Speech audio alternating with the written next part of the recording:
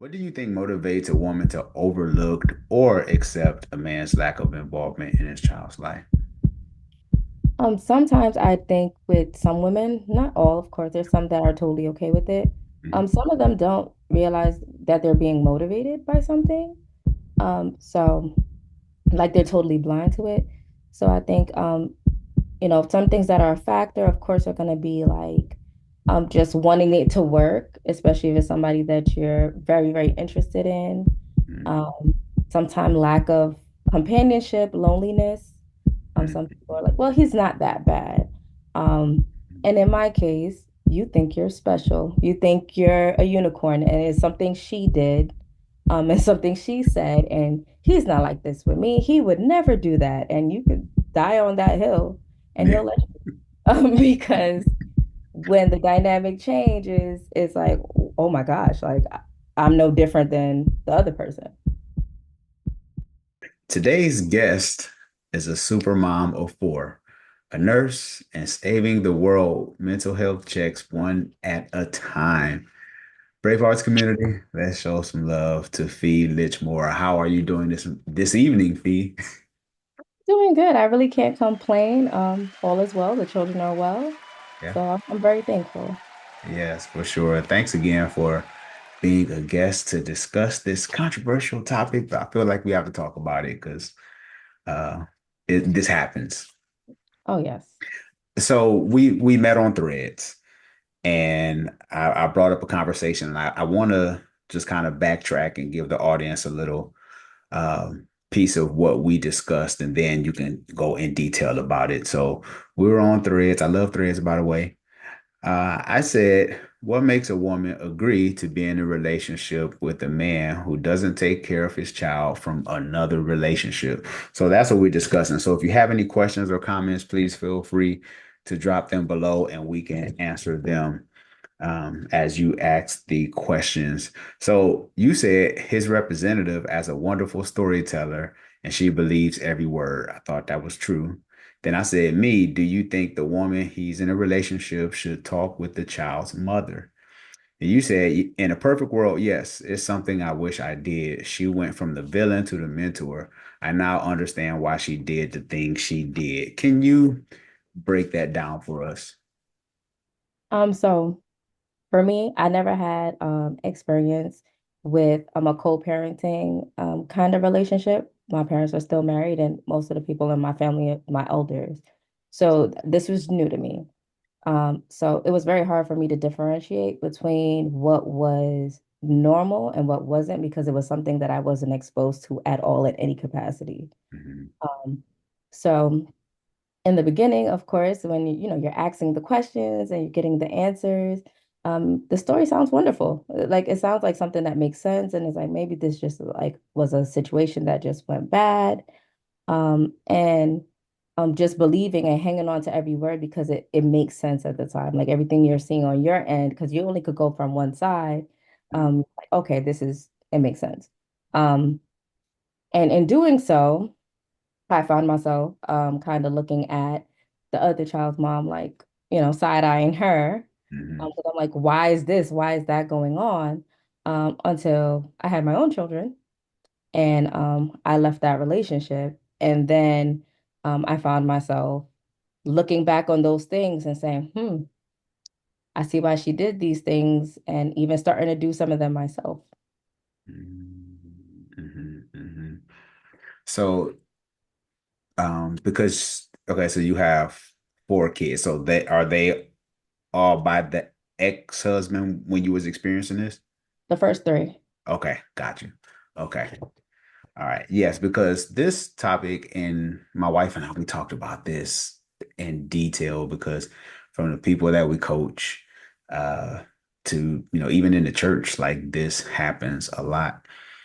And you talked about you going through a divorce, and can you share your experience and how you recover from that? So going through a divorce for me, it was definitely uncharted territory because once again, I haven't been exposed to these dynamics before. Mhm. Um, so ironically enough, I thought that it would be something that would be a lot easier than it was. In my case, I initiated my divorce. But I noticed that like when I was going through it, I had a lot of mixed feelings. Like even though I didn't want to be in that relationship anymore, I still felt grief, um, felt like I failed at something. Um, Also just missing the dynamic of just having someone else around in Mm-hmm. whatever capacity. Mm-hmm. I had a hard time with that and adjusting to going from that to being a single mom of three children. And one of my children are special needs. So that was like really, really hard.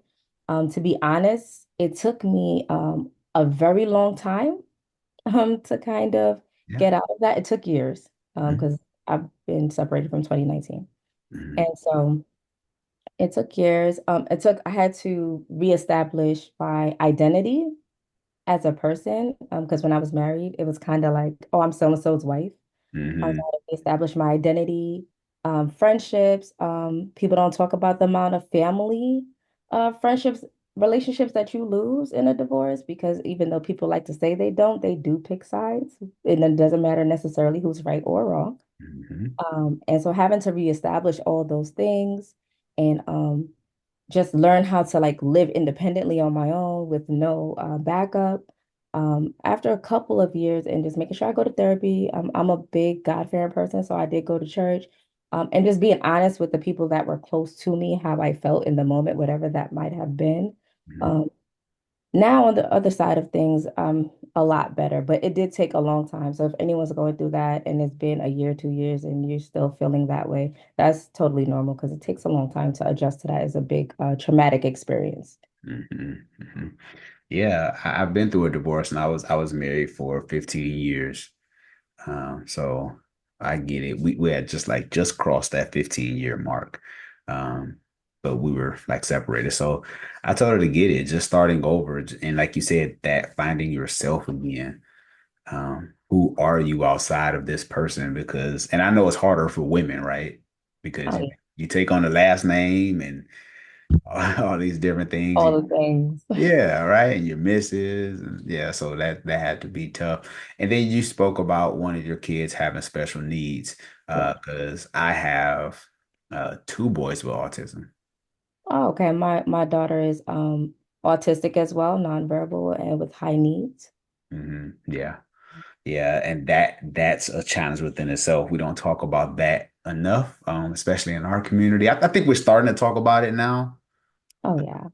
but it has its challenges for sure. I did a series called Autism Beyond a Diagnosis and talked to some moms about that process and what that looked like. So I'll have that linked in the description below. If you have any questions for today's guest, please feel free to comment below. We will get those questions answered. What do you think motivates a woman to overlook or accept a man's lack of involvement in his child's life? Sometimes I think with some women, not all, of course, there's some that are totally okay with it. Mhm. Some of them don't realize that they're being motivated by something. So like they're totally blind to it. So I think some things that are a factor, of course, are gonna be like just wanting it to work, especially if it's somebody that you're very, very interested in. Mhm. Um, Sometimes lack of companionship, loneliness. Some people are like, well, he's not that bad. Um, and in my case, you think you're special. You think you're a unicorn, and it's something she did, and something she said, and he's not like this with me. He would never do that. And you could die on that hill, and Yeah. he'll let you, because when the dynamic changes, it's like, oh my gosh, like I'm no different than the other person. And why? And don't get me wrong. Don't get me wrong. People don't come for me. Yes, we should think that we are special because we are unique, right? But in the same vein, why is it that most of us believe that we can just change somebody? Like, oh, well, just because that was them don't mean that's me. Like, where does that come from? Um, Exaggerated idea of like self-worth. Hmm. Not to say that it's bad to think highly of yourself, you should. But no one can change someone's core characteristics. You could influence someone to want to be better, but them at their core, they're gonna be who they are. So And then also, if you don't see something, you wouldn't know. So if you think that you're looking at a dog, you're gonna be like, "Oh, this is a dog. I got it. It's so great." But it's a wolf, and it's gonna eat you. But Yeah. you don't know because you Mm, haven't seen that side of it. yeah. Yeah. You like, he got a tail. I thought he was a Yeah, he dog. wags. I feed him. He's great. And then he gets hungry one day. Yeah, right. Yeah. Ah, that's good. That's good. Do you think women in these situations often avoid confronting a man about his responsibilities? Well, not every situation. I think in a lot of situations, just from my personal experience and the people I do know in real life, they do confront the person, Mm, but the representative, already prepared for that. So we already have a story for that. We already have, lies for that. And if you don't know that and you're thinking, oh, I'm giving the person the space to be honest and they could just tell me and I'm here to like make things better, um, you would have no idea. And I mm, think that's what really happens is that, especially when you have someone that's giving you a representative and they're playing this role, mm, um, they're prepared for you to question, they're prepared to do the little things to make it seem like they're trying something and that may not even really be the case. And you won't know until it's really too late. mm. So they already played this scenario out in their head before you even asked them the question. I believe so, because if I'm a liar, I'm going to try to keep up with my lies and I'm going to try to make sure that I make plans for if the lie fall through. Like, what do I do if I get caught?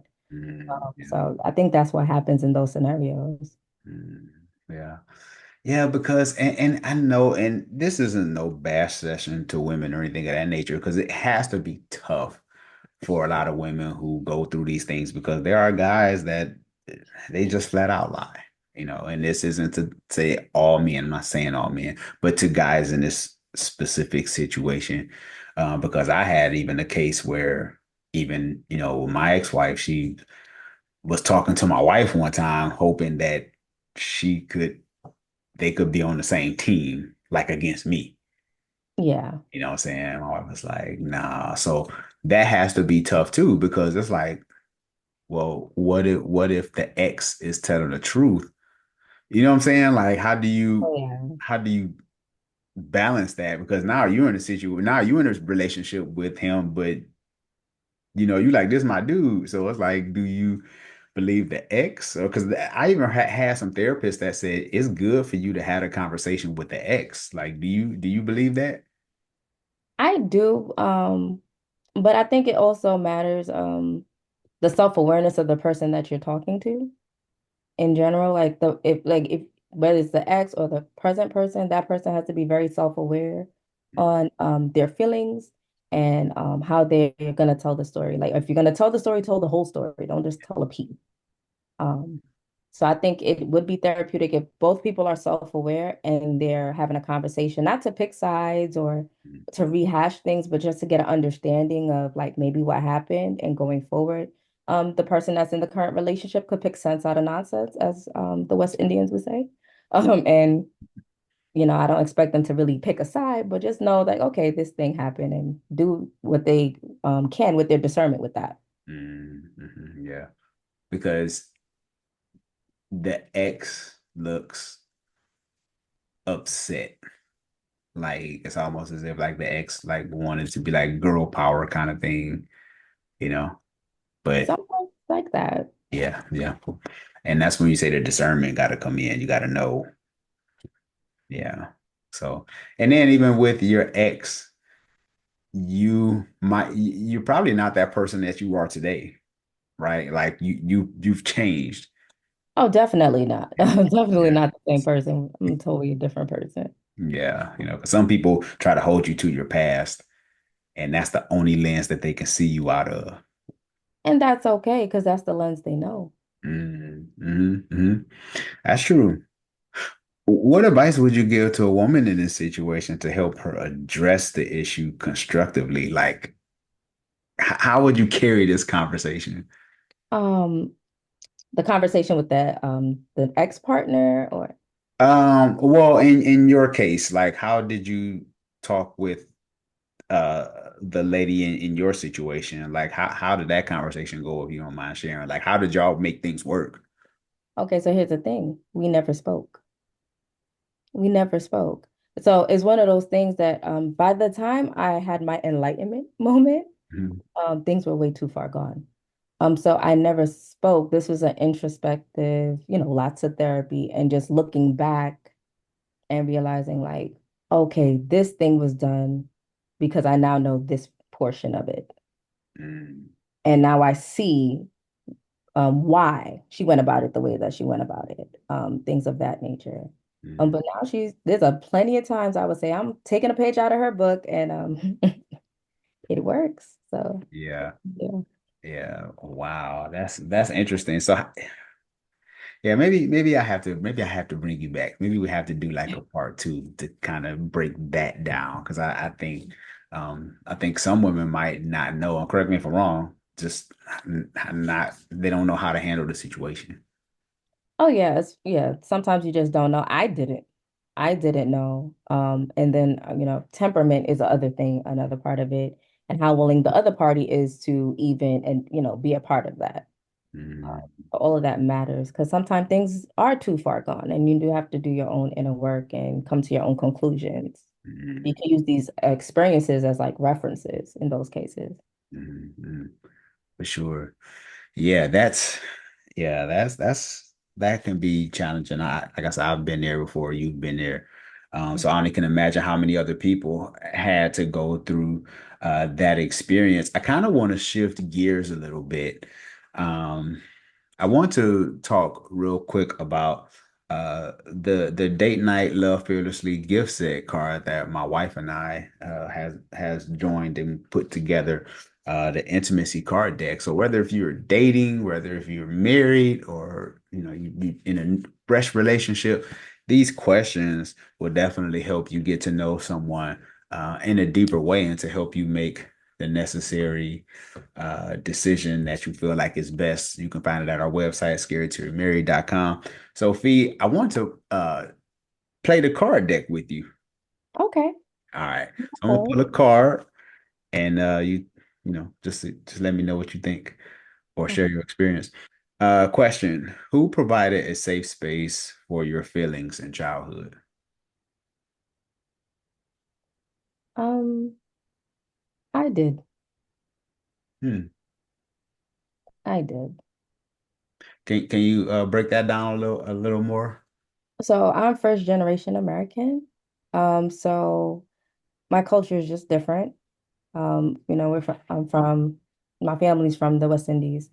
And so um not they did the best they could, but the emotional part of things, especially in the 90s, because I'm in my 30s, Yeah. that just wasn't something that was focused on. So I didn't even have the thought to even share like certain emotional things because it just wasn't something that was done often. Mhm, mhm, mhm. Understood. Understood. Yeah, that question, because I know for me, I didn't have that safe space growing up.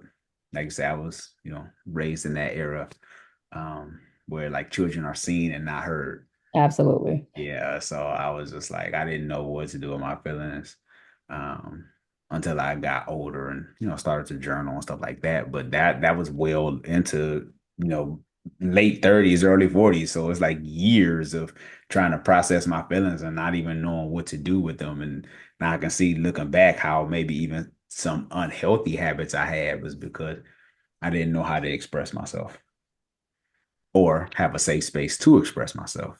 Right. Okay, so bonus round.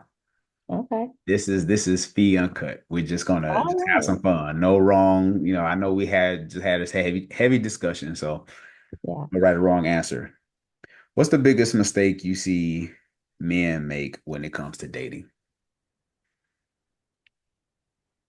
They, in my experience, they try to be someone they're not because that's what they believe is expected of them.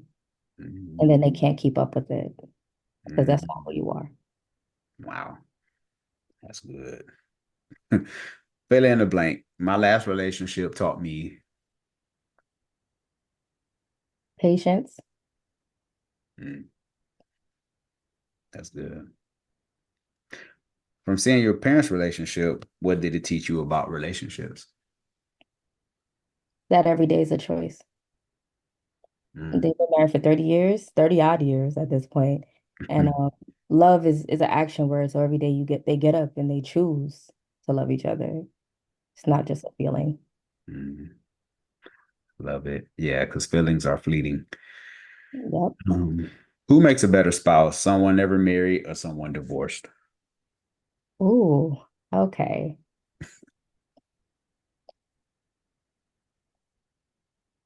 You know what? I don't know. Because it depends why they got divorced. If they have any self-awareness of why, Mm, they may be a better spouse because they learned from their mistakes or what they did wrong. mm, But if someone is going into marriage with the right mentality, understanding that marriage is by no means the finish line, it is the starting point, mm. they could do better as well.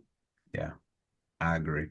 Because the divorce rates are higher the second time around, then they even higher. I think they're like 73% like the third time. So Oh, yeah. obviously they're not listening. So It ain't right. It ain't right. what's harder for you to say? I apologize. I need help. I love you, or I was wrong. I need help. I have a very hard time with I need help. Really? Very hard. It's terrible. It's a very hard time. Understood. Is it easier to love yourself or someone else? Someone else. Want to expound on that? Sure. Because with someone else, you only have to love what you see or what you're exposed to. So whatever they, share with you or give to you, that's what you have to deal with in like matters of love. When you're loving yourself, you have to love the good, the bad, and the ugly. And to do that, you would have to accept what those things are. And that could be hard if you've never done it. Wow, that's good. Wow, love it. Well, V, this has been a phenomenal episode. You have dropped some wisdom bombs today. This has been really, really good. Thanks again for willing to be a guest. Can you let everyone know how they can get in touch with you? Okay, well, you can get in touch with me on Instagram. My name is Fee and the Gang. And yeah, you can reach me there or on Threads. I am on Threads under the same name. Yes. Yeah, for sure. That's how we met on Threads. Threads is coming up. I really like Threads. It's a good community. Oh yeah, it's amazing. I love it. Yeah, for sure. Well, Brave Hearts community, you heard it here. So make sure you connect with Fee. I'll have her description. I'll have her information linked below in the description. So feel free to connect. If you are listening to this via podcast, make sure you leave a rating and review. By doing so, it'll put you in a drawing for a free Amazon gift card. Who doesn't like free stuff? If you are watching this via YouTube, make sure you hit the subscribe button, share this with a friend. You never know who needs to hear topics like this that can really help someone. Take the link and put it in your group chat. Put it in your group chat with all your friends, and then y'all can have the discussion. That's how we get more views and stuff around here. But we're trying to help folks too. So thanks again, Fee, for being a guest. This is Sean Heineman, and we are out.